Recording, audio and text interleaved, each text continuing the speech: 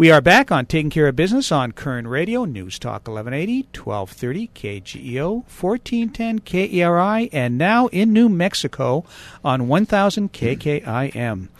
Clay, something just dawned on me. This is the third presidential candidate that we'll have the opportunity to interview. We've interviewed Pat Buchanan, Newt Gingrich, and now our guest by phone is the chairman and editor-in-chief of Forbes Media, Steve Forbes. Steve, welcome to Taking Care of Business. Good to be with you, Clay. Thank you. Thank you. This is Marty. Clay's and good. Thank you. Clay's just the pretty face. Oh, boy. And if you could see our picture, we're in deep doo-doo if he's the pretty face. Well, I have to tell you, I love your program, Forbes on Fox. We had Tobin Smith on a couple weeks ago, and he was talking about, I guess they're over 1 million, and I know your program is well over 1 million every Saturday morning. That's right. It's amazing. Years ago, Roger Ailes and Fox made the conclusion that on Saturday morning there was a room for shows that weren't cartoons or infomercials, and so they put on this block between 10 and 12. We're part of that, and it's done very well. You're right. We have over 1 million viewers each Saturday. And growing. And growing, yeah. And it's a very, very informative show. I mean, when I can't watch it, I tape it and watch it at another time, but it's very, very informative. Thank you. And your magazine, Forbes Magazine, I notice has over 900,000 subscribers? That's right. Even though print's under a lot of pressure, our circulation's held up. And ad revenues are starting to grow again. They grew last year, and so far up a little bit this year. Our website, Forbes.com, is doing very well. We had 48 million unique visitors last month, so that's growing very nicely, too. Well, one thing I wanted to talk to you about, Steve, for sure, is the flat tax. As we talked about off the air, when I was in grade school, I worked on your campaign a little bit in the mid-'90s, and I think if your flat tax idea would have gone through, I think, and if you would have been president at that time, I think our economy would be in so much better shape. It's incredible. I'd like to see you run again for president, but that's just my own personal bias. But obviously you're a genius, and but I'm a agitator right now for some strange reason, right? Well, Clay and I work in the insurance field, so that ought to tell you how happy we are right now. Yeah, Clay's in the healthcare industry for now. He may not be next week. Temporary. The way things are going.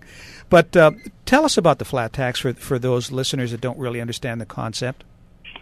Well, what it does is take this horrific income tax code, which is when you take all the attending rules and regulations, the whole monstrosity comes to more than 9 million words, junks the whole thing, starts over with a flat tax, single rate, generous exemptions for adults and for children. A family of 4, for example, would owe no federal income tax on their first $46,000 of income, and only 17 cents on the dollar, 17% above that. They'd pay no tax on savings and no death taxes. I've always believed that you should be allowed to leave the world unmolested by the IRS. And on the business side, it cuts the rate from 35 to 17%, and also does away with depreciation schedules. If you're a business and you make a capital expenditure, you get to write it off for tax purposes in the year in which you laid out the cash. If you have a loss, you carry it forward against future profits. So it vastly simplifies your life. You could do it in 2 minutes online, or if you like paper, you can do it on a single sheet of paper. It'll cause a lot of unemployment, wouldn't it? Well, among lobbyists and certain tax lawyers and perhaps some executives at H&R Block, yes. For the rest of the economy, we would have a huge surge of employment because people could actually use their brains for productive purposes. But you're right about the vested interests. When I ran in '96, H&R Block sent a mailing to the voters in New Hampshire. That was the first primary in the nation, warning of the impending end of civilization if something like the flat tax came along. Yeah, and could we use it now? Our guest by phone, Chairman and Editor-in-Chief of Forbes Media, Steve Forbes. Steve, I hate to really be selfish, but I'm going to anyway. Obamacare. Can you talk a little bit about, especially on the senior side, how Obamacare is going to impact the seniors? It's going to be a disaster for seniors and for everybody else. If it takes money out of Medicare, despite all their protestations otherwise, over 10 years, at least $700 billion. And we know what that means in terms of availability of care and willingness of providers to provide care. And Medicaid, we've already seen a growing number of physicians won't take Medicaid patients because they don't get reimbursed. I know one doc I went to, she said that the time it takes to file a claim and all the paperwork you go through and the months delays before you get it back, she said it's not worth it. So she doesn't even bother to file anymore. The same thing would happen to Medicare. If you have Medicare Advantage, which a growing number of people do when they go on Medicare, the administration is making assaults on that. They don't like it, the idea that you would have choice. So they're undermining that. And if you're not on Medicare yet, in most states your insurance premiums are going to go up. And if you're working, a lot of businesses are going to be dropping your coverage because it's just going to become too bloody expensive. Do you believe there's actually going to be a life and death committee? Well, they won't call it that. They'll probably call it the Enhancement of Life Opportunities Committee or some euphemism. Yeah. But yes, because when you have a shortage of something, then you have to ration it. In England, for example, they have this elaborate way of determining whether your life is worth preserving, how many years they think you might have if you get the treatment, what kind of quality of life you would lead.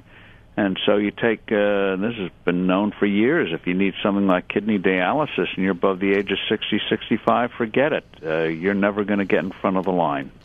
You know, another issue they talk about is the small business tax credit, which really is more of a joke than is anything else because no one's going to qualify for the small business tax credit unless you have under 10 employees. And if you apply on these exchanges, you've seen some of the early applications, 21 pages you have to fill out. I mean, this looks like it was designed by Saturday Night Live, but it wasn't, and it's not a joke. And businesses, imagine, we, the United States of America, always wanting to move ahead. If you're a business person, you now have to take a deep breath and pause if you hire more than 50 people, because suddenly you come under the worst parts of Obamacare. And so you have a lot of businesses now making sure they stay under 50, putting people on part-time employment, and to try to preserve their businesses because of the increased costs. And even if you aren't near 50, let's say you have 25 people, you still have to do much more paperwork, keeping records of when people come, because the bureaucrats want to see that you're not trying to shave anything. And so it's more time spent in compliance and less time spent in serving your customers.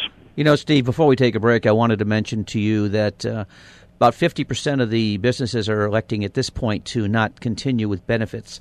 However, there's a $2,000 penalty that they think is a lot less expensive. But what I've got right now for my clients and for anyone in the nation that's interested is a program where they can pay $100 a month and we can meet all the rules, regulations, and requirements under Obamacare. So I need to get my word out to more people. Well, you're going to see you've got a good platform there, but you're going to see more and more services rise up for offloading this stuff because especially if you're small, you don't have big departments that can take care of this junk. And so you're going to see a lot of demand for those kind of services. But it's all crazy, wasteful exercise. We should be going in the opposite direction and providing more free enterprise. You know, when you have free markets, as we've seen with cell phones, you turn scarcity into abundance. You know, the first cell phone cost $3,995 and was bigger than a shoebox. Today, they're small and everyone has them. 6 billion around the world. Exactly. When we get back from the break, Steve, I'd like to talk a little bit about one of your books and also about your thoughts on North Korea. We'll be back in a moment on Taking Care of Business on Koerner Radio, News Talk 1180.